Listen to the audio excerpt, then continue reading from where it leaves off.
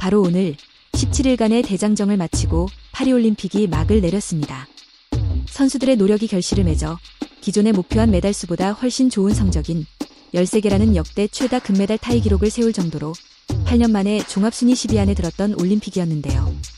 하지만 그럼에도 불구하고 여자 단식 배드민턴에서 금메달을 받은 안세영 선수의 인터뷰로 인해 국내 배드민턴계에 대한 논란은 지속되고 있습니다.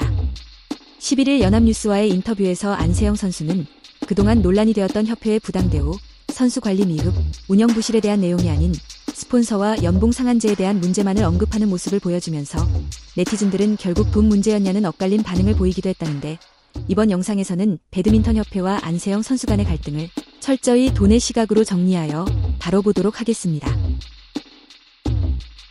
안세영 선수는 배드민턴 선수 중에서도 독특한 플레이를 하는 선수인데요.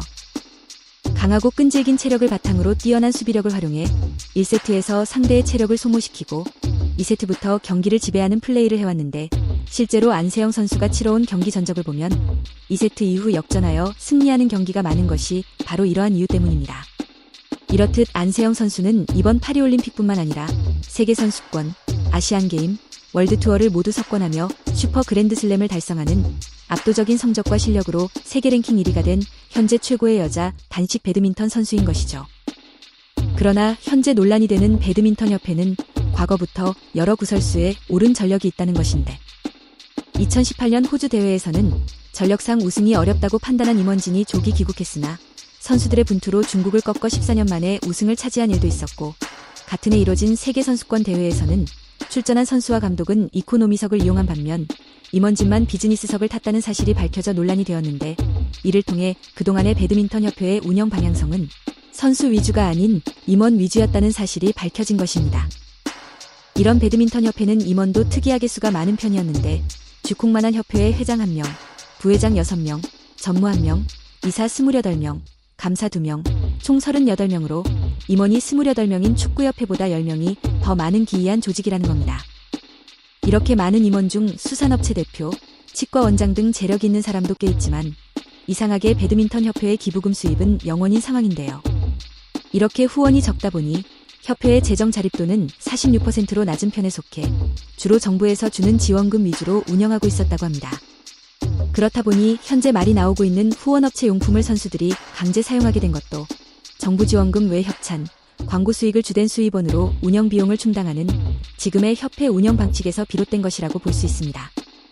보통 이런 중소협회는 양궁협회처럼 협회장의 개인 재력으로 운영되는 경우가 많지만, 현재 배드민턴 협회장은 동호인 출신으로 선거를 통해 뽑힌 인물이라 재력이 그렇게 뛰어나지 않은 것으로 보이는데, 현재 협회장은 서산 지역의 5인 이하 설계사무소인 한빛 엔지니어링 측량 설계의 대표로 개인 후원금을 기대하기엔 어려운 상황인 듯한데요. 이렇듯 협회의 재정적 여력이 부족하고 후원금 등 추가적인 재원을 구하기 힘든 상황이기에 후원업체의 용품 광고 수익이 정말 중요한 것인데, 협회가 후원업체로부터 광고 수익을 제대로 확보하려면 대표 선수들이 그만큼 확실하게 사용을 해줘야 한다는 것이 필수 불가결이라는 겁니다. 만약 선수가 개인적으로 선호하는 브랜드나 개인 후원을 받은 용품을 대회에서 사용한다면 협회가 후원업체와의 광고 계약 시 교섭력이 그만큼 떨어질 수밖에 없기 때문이죠.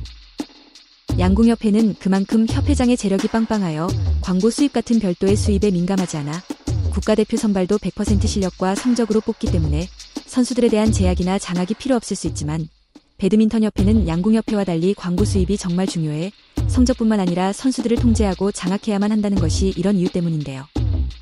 돈이 걸려있기에 협회의 요구에 따라 선수가 조직에 융화되지 못한다면 아무리 선수의 성적이 좋아도 선발 과정에서 배제시키거나 국제대회 출전 자격을 제한하는 행동을 하는 것입니다. 이러한 이유로 올해 2월 배드민턴 협회는 선수들에 대한 장악력을 올리기 위해 징계 규정과 국가대표 선발 기준을 다시 수정하여 원래 경기 결과 90%, 평가위원 10%였던 국대 선발 기준을 경기 결과 70%, 평가위원 30%로 조정하고 징계 규정도 강화하여 지도자나 협회의 정당한 지시에 선수가 불응할 경우 국가대표 자격을 6개월 동안 정지시키고 3차례 불응하면 자격을 영구 박탈하는 기준을 만든 것입니다. 이것이 바로 선수들을 향한 독소 조항이라며 논란이 되는 부분인데, 이렇게 무리한 규정을 만들어 시행하는 이유도 협회가 지정한 업체의 용품을 선수들에게 착용시키고 국제대회에 출전하게 만들려는 것인데, 결국 협회의 입장에서는 그만큼 돈이 중요하기 때문입니다. 안세영 선수도 바로 이 부분의 개선을 요구했는데 그녀는 엄청난 노력을 통해 세계 랭킹 1위에 올랐음에도 불구하고 실력에 비례하는 계약금과 연봉을 받지 못하고 있는 현실 때문에 이러한 인터뷰를 한 것으로 보입니다. 그러나 국내 복구 후 첫 번째 인터뷰의 주된 내용이 연봉과 개인 스폰서십 제한을 풀어달라는 결국 돈과 관련된 요구였기 때문에 안세영 선수가 금메달을 딴 직후 발언했던 협회의 부당 대우, 선수 관리 부실, 부상 처리 미흡에 대한 고발과는 거리가 먼 것 같다는 점에서 일부 여론은 그녀의 발언에 대한 진정성을 의심하기도 했습니다. 물론 성과에 따른 정당한 대가가 주어져야 마땅하지만 현재의 협회 운영 구조에서는 선수가 개인 후원과 스폰서십을 받게 되면 협회의 수입이 줄어 다른 선수들의 지원과 협회 운영에도 차질이 생길 수 있다는 점 때문에 이러한 협회 운영 시스템의 구조적인 문제로 현재 안세영 선수와 협회의 갈등이 커진 것으로 볼 수 있을 것입니다. 이쯤에서 지금까지 배드민턴 협회와 안세영 선수에 대한 여론의 반응을 살펴보겠습니다.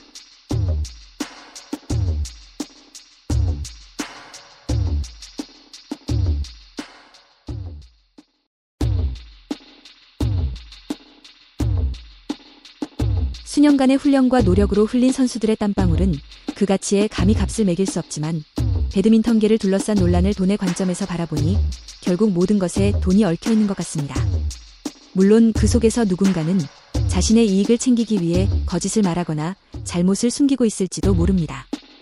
그러나 이제 올림픽이 끝난 만큼 추후 발표할 안세영 선수의 공식 발표와 문체부의 배드민턴 협회에 대한 공식 감사 결과를 우리는 지속적인 관심을 통해 후속 조치가 잘못된 방향으로 가지 않도록 지켜봐야 할 것입니다.